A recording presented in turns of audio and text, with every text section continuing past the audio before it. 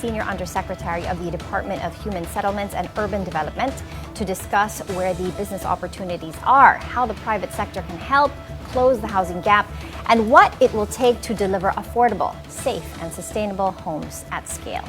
Good morning, sir. Thank you for being here with us. Good morning. Okay, talk to us about the affordable housing sector in the Philippines, sir. Where would you say it is right now?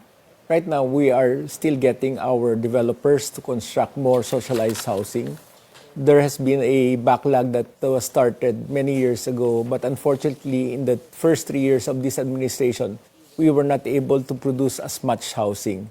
Recently, we have recalibrated those targets, and we aim to complete and finance as much as 1.2 million houses by the end of this administration. When we talk about the affordable housing space in the Philippines, we talk about it in the context of the entire administration. So the 6-year terms, So we've got 3 years left. We're at the halfway marker. How far are we right now from where you would like to be? Yes, so far we have completed 425,000. So we still have about 800,000 to complete by 2028. And there was a change in secretaries here. From Secretary Jerry Acuzar, he had the goal of 6 billion by 2028. Now we have Secretary Aliling. How has the trajectory of this agency changed since? The trajectory and the priorities? Yes. When we started the Pambansang Pabahay para sa Filipino program in 2022, we were concentrating on vertical housing. That meant that most of the houses were either 4 stories, 5 stories and above. Unfortunately, it takes a while for many of these projects to be completed. Second, we felt that these units are unaffordable and cannot be sustained given the higher amount for purchase values. So when the new Secretary Aliling, started 2 months ago, he recalibrated the program with the approval of course, of our President. And now we expanded the vertical housing to include horizontal housing. We're also reviving the community mortgage program, which allows us to acquire the land where many of the informal settler families are occupying. We've also revived the issuance of the certificate of eligibility to previously proclaimed areas.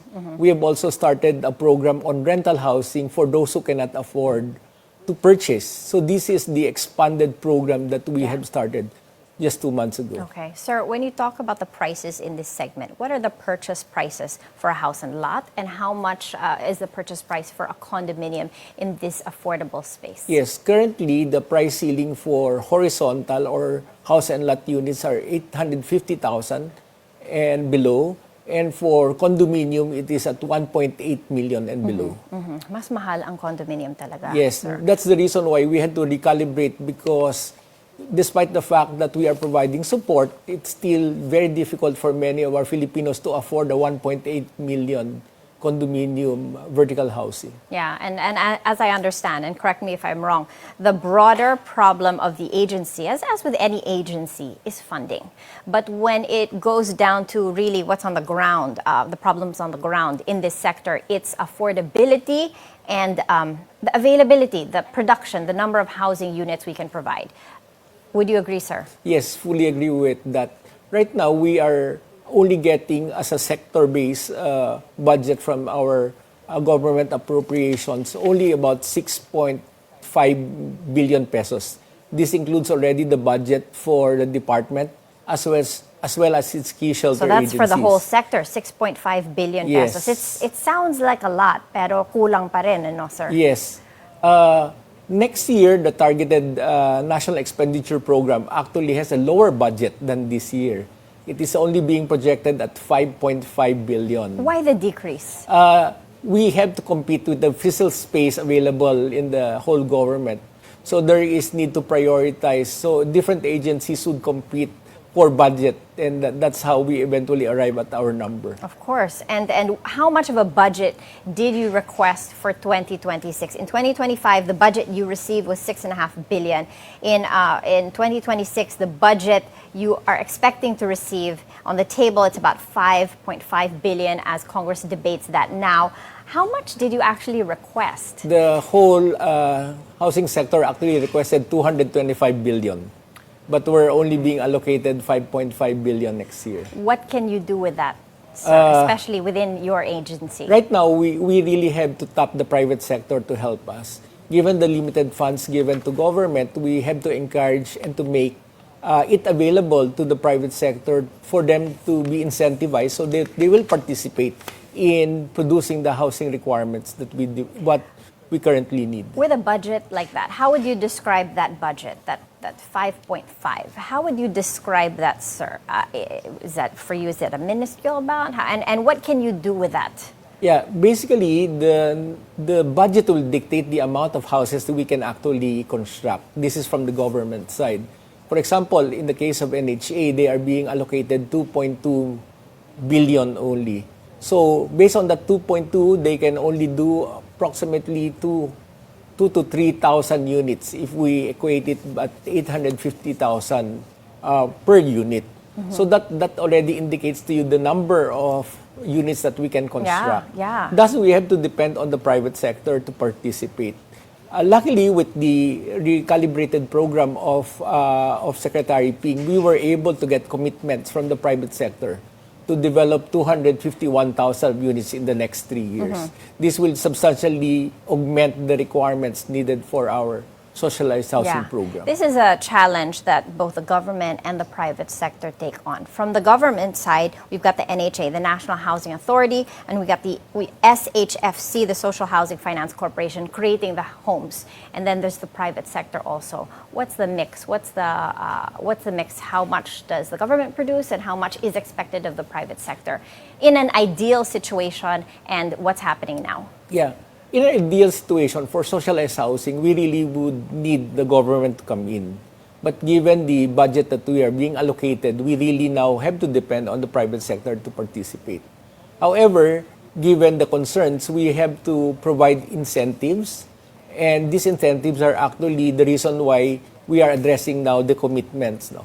Let me use an example.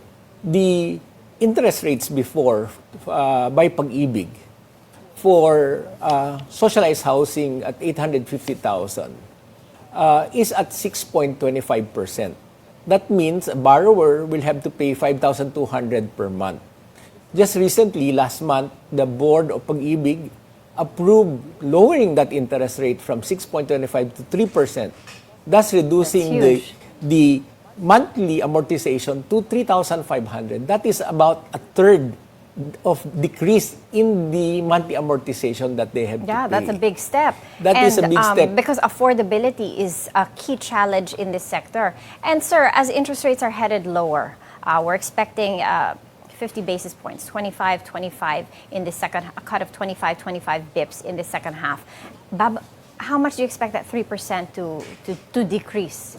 Right now, we're still working on that number, but fortunately, our budget also been provided with an interest subsidy. Mm-hmm. This interest subsidy, although not big, will still help out in bringing down the monthly amortization. Yeah. So from 3,500, if we're able to get a continuation of that interest subsidy, that number can still go down to 2,700 per month. Mm-hmm. That is effectively almost a 48% cut from the actual amount that they have to pay a month ago. Ideally, by the end of this administration, where would you like to see that interest rate, sir?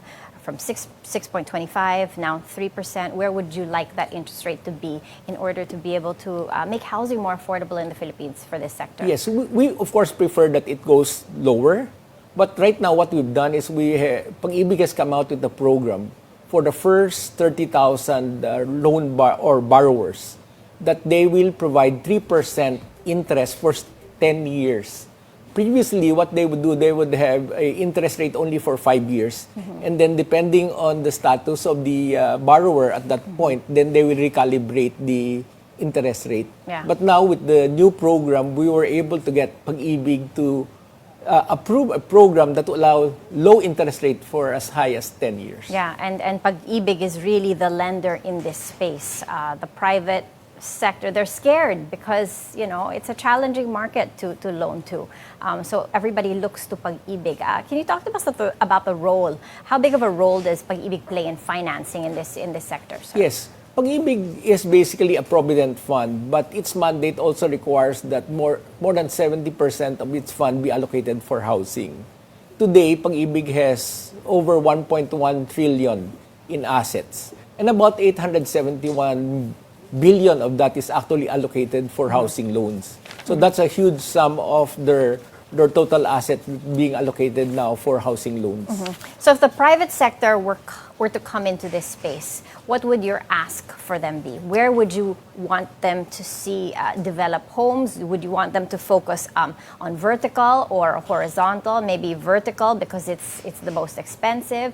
And where is the need for housing in the Philippines, sir? Okay, we would want to allow them or want them to come in the house and lot category. This is basically the need. And at the same time, this is where many of our socialized housing category affordability level is.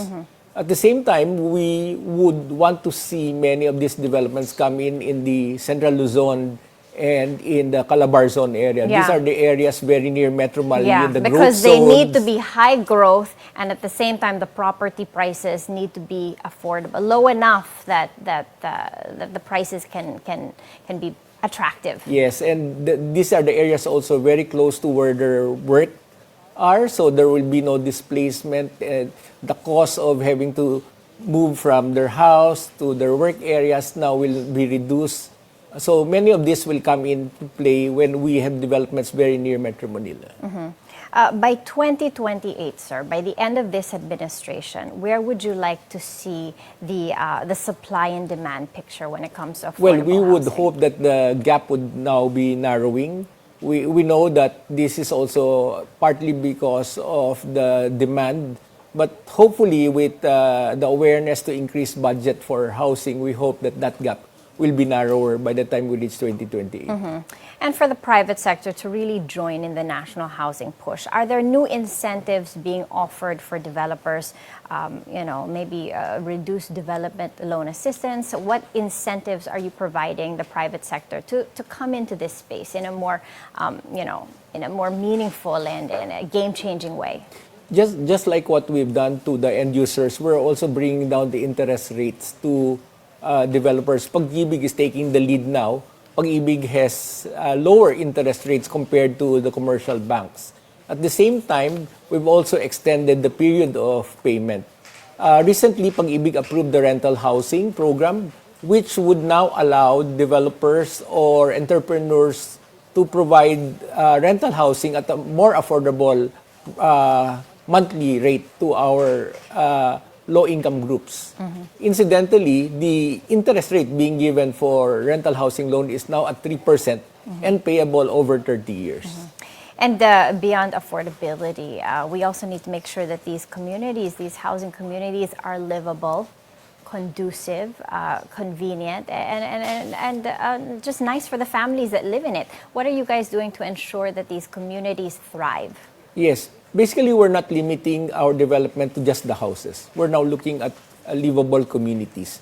By livable communities, we are providing support to infrastructure, to the roads, to the open spaces, to the common facilities and the like. We're also talking to agencies like the ICT to provide free Wi-Fi in the area. So these are the things that would complement and make the properties more livable than just having a roof on the especially head Wi-Fi. of these families. That's like a basic utility nowadays. Okay, sir, what's your outlook for the sector in 2026 and beyond? We are very glad that with the recalibrated, expanded 4PH program, we're getting a lot of interest from the private sector, and we do hope that they continue with that promise and deliver by 2028. Hopefully, everybody needs a home and a good one too. Thank you so much for your time, Mr. Yap. Thank you very much.